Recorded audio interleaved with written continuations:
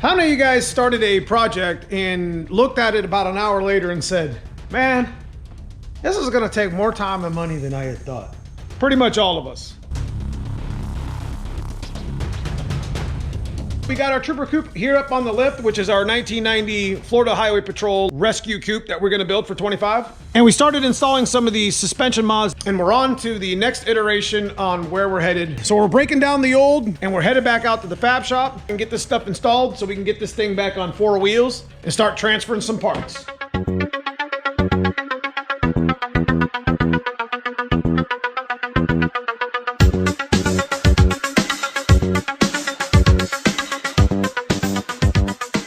Working against time now and money. We're gonna bring as much of that content here to the channel. So let's get our tools out and get started on our project so we can get moving on it. Okay, to give you guys an idea of what we're actually doing here on the channel, we have some torque box issues going on here with our white car. In our last video, we had mentioned that there was some pretty big damage, some catastrophic stuff that's gonna need to be replaced. We installed a nice Team Z tubular K-member setup, and we're most likely gonna be putting the SN95 spindles or the Fox body spindles. I'm not really sure which one I'm gonna choose just yet. And we're gonna be putting strange brakes in the front of that as well. And the AFCO struts that we have sitting right here. We actually have a budget 8.8 axle here it's basically your standard axle that you put the gears in it, you put some mods like your springs, and this is one of those girdle style. It's got the XD Team Z anti-roll bar plus upper control arm replacements. Also has the lower control arm replacements. So I'll be able to run a radio with this and change the bar angles, and it'll be really cool. And that kind of sparked the reason for us to stop driving the white cars, because it needs all that installed, and that takes time, and that's like $2 grand in just parts. So that's where we're at with it. What we're doing today on our project on Saturday here is we're gonna be taking our old axle apart again, but it's gotta be kind of bare when we take it over and get it put in the axle fixture that they have over at McBride Racing. We got some Team Z parts I'm gonna show you here in a minute that we gotta get installed and welded and measured up. And in their axle fixture, they can actually make sure that the axle is straight and it's not bent. Now, I know that you can do this at home. You can weld these tubes up. It's not a big deal. You just got to be careful. Best thing to do is just weld a little bit here, weld over here, and let it cool for a minute. This tube moves regardless of you welding on it because of all the heat. Considering the fact that we're trying to go 170 miles an hour plus in this car, 160, let's get there first. We got to make sure our stuff is straight and it's not going to steer me left or right into a wall. We're going to be taking 2 axles over to McBride Racing, and I got to get them kind of gather up all these parts that we're going to be installing. We got 9-inch ends here from Strange. These is the late Big Ford. These are going to get actually welded onto the end here. They're going to get chopped and welded. And the nice thing is it's going to be the same exact length as the old axle was, as we have 9-inch late Big Ford on there as well.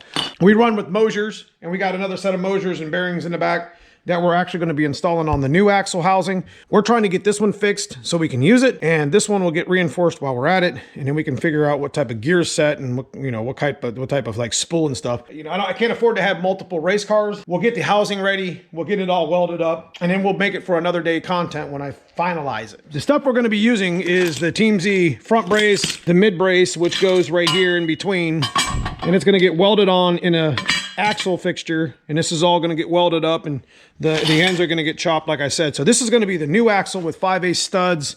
It's going to be pretty much reinforced to the max for our coupe build, and we'll be able to stick that axle back in after the coupe, because again, we're only going to run it for about a half a year or so, maybe be like a 25 winter project.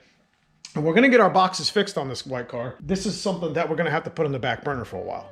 Now, rather you're using a stock axle or you're trying to make a 1,000 wheel to it or whatever you're trying to do, is you should probably brace and weld your axle up and reinforce it, because you can never really overbuild your axle.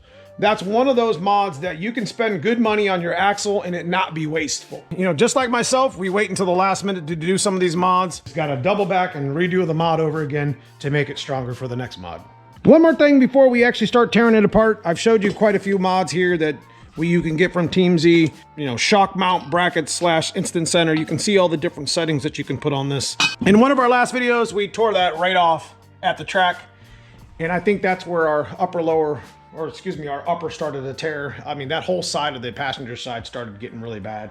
And that's what sparked us to start rebuilding an axle and just change it over to the Coupe for now. Get it installed, run it for half a year while we fix this up. So now I'm gonna set this stuff up over by the garage because it's getting ready to run to McBride Racing as one unit, and each one of these axles are gonna have its own parts. We got some new brakes and stuff that's gonna be going on it that we purchased, some drilled slotted stuff. So kind of not a fancy video today, guys, but this is the next iteration of got to get a good axle installed and get it locked in. Doesn't have to be perfect just yet. Once we get the axle back in a week or two, this thing down on four wheels. It's going to take a while. It's going to take a little bit of time, but that's just what it is.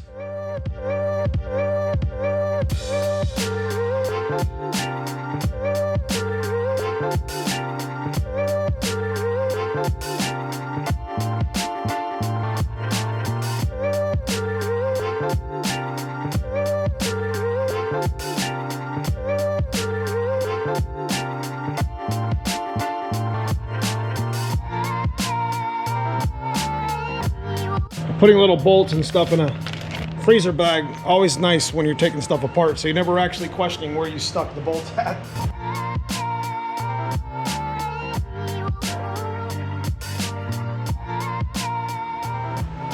Now, as you can see, we run the red line, like the shockproof stuff. It actually works out really well with our gears. We haven't really had any issue with it. So what we're gonna end up actually doing is filtering this and putting it back in. This is like practically brand new stuff, and this stuff's like $25 a quart. So you can see why I'm trying to save as much as I can. But this axle is gonna be pretty much stripped. It doesn't take very long. We'll get our caps off, we'll pull our axles out and take this. So I'm gonna leave the pinion gear in because it's not gonna be that big of a deal. I don't think it's gonna need to be removed, but if it needs to, then they can take it out at the shop over there, so.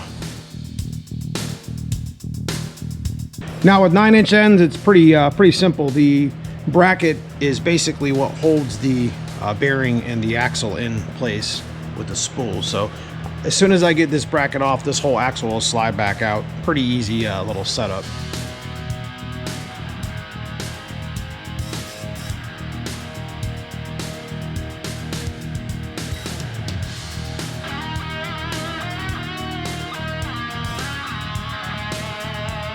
I don't think the splines are bent, but might have a little twist to them. They're not terrible. That bearing probably needs to be replaced, although it does feel pretty strong still.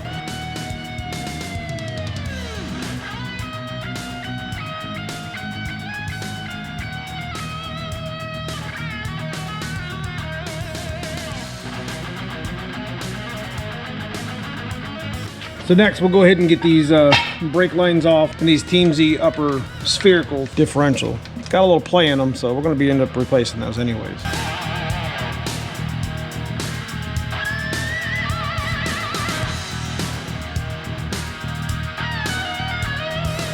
Okay, so the last thing we got to do is get this spool out. This is what I've been running for a number of years, 35 spline Mosier spool. We got this shimmed up pretty good. We're not going to actually take the pinion out. We're going to leave the ring gear, you know, on the spool. We're just going to clean it up and put everything, you know, in like a nice little neat pile with my bolts, so when it comes home we can just kind of maybe fix it and just install it in the Coupe. A couple things is going to be changing too. We'll most likely be changing the anti-roll bar. Obviously we're doing the instant center. We're changing this bracket. These will have to move because it's going to be a bigger bracket, but I'll just move it up. We're against time, we're against money right now, and got to get this axle done. It's only going to go in there temporary because when this car gets fixed, that axle will go back in this car, and by that time we'll probably have a better, stronger axle to take its place. It's really expensive. In 2025, the parts, the oils, the stuff is just expensive, and it's getting to the point to where I need to take the best of what I have and put it in the best of what I have, and it's going to take us 2025 or a majority of it to get it done. Then it is what it is. But let me get this project done for today so I can get this video up for you guys for tonight.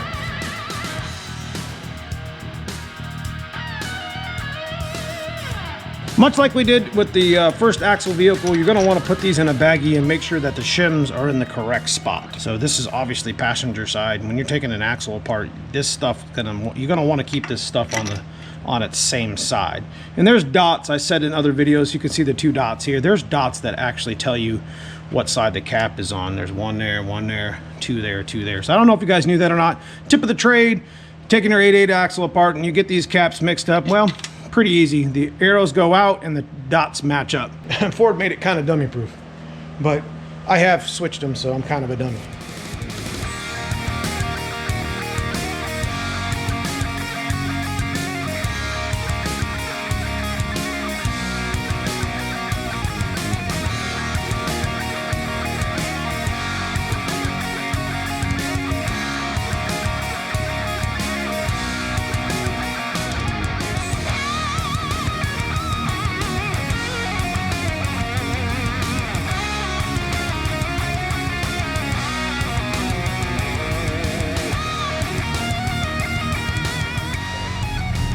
What? You're something? Look at me.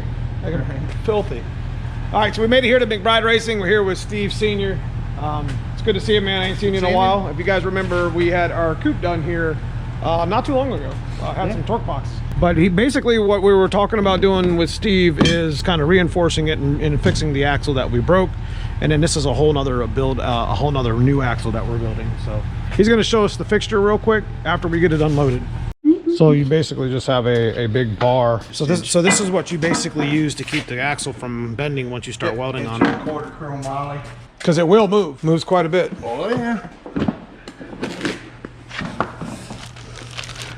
So then you just have all your ends that go in where the bearings go. Okay.